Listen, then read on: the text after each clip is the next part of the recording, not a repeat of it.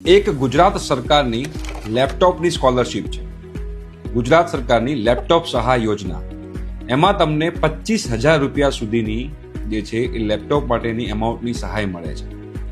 Yes, આના માટે તમારા લોકોએ શું કરવાનું છે તમને સમજાવીશ. તમે તમારા ફ્રેન્ડને પણ આ વિડીયો જરૂરથી શેર કરજો.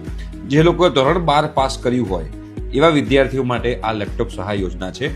Labour skill development and employment department government of Gujarat જે છે એમણે આ લેપટોપ સહાય યોજના જે છે એ બહાર પાડી છે.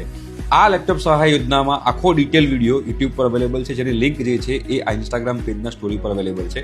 પણ કોણ કોણ આમાં એપ્લાય કરી શકે છે હું તમને આગળ ઇન્ફોર્મ કરીશ. શ્રમયોગીના બાળકો પ્રોત્સાહન મળે અને શિક્ષણ પાછળનો આર્થિક બોજો ઘટે તે માટે લેપટોપ ખરીદ સહાય યોજના છે.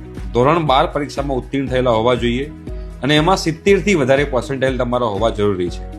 તો તમને તમારા લેપટોપના જે છે એ તમારી લેપટોપની જે કિંમત છે એના 50% અથવા તો 25,000 આ બંનેમાંથી જે ઓછું હોય તમને લોકોને મળે છે.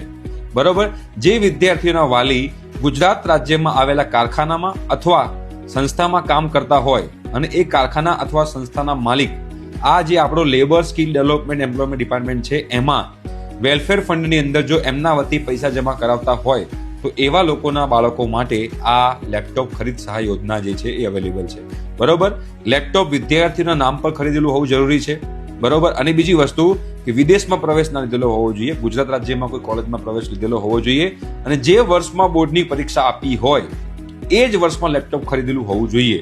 બરોબર. અને લેપટોપ ખરીદના 6 મહિનાની અંદર તમારે આ અરજી કરવાની રહેશે તો તમને 25,000 રૂપીઝનું જે છે ત્યાં આગળ લેપટોપ સહાય યોજનામાં તમે લોકોને મળશે. તમે તમારા ફ્રેન્ડને વિડીયો શેર કરજો અને આખો વિડીયો જોવો હોય તો આ ઇન્સ્ટાગ્રામની સ્ટોરી પર એની લિંક અવેલેબલ છે. ઠીક છે. Thank you so much.